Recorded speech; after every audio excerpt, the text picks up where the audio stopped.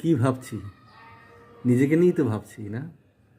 সমাজ, সংসার, রাষ্ট্র, অন্যান্য মানুষ নিয়ে আমাদের ভাববার সময় নেই।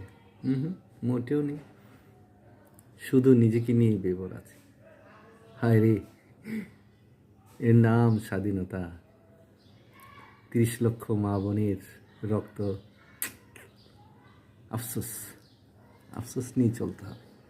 এই আফসোসের শেষ কোথায় যায় না। কি সুন্দর একটা রাষ্ট্র চেয়েছি, 54 বছরও সুন্দর একটি রাষ্ট্র তৈরি করতে পারিনি। কাকে বলবো? নিজের সাথে নিজেই কথা বলি, থাক এভাবে কিছুদিন থাক, দেশ গোল্লা যাক, তাতে কি?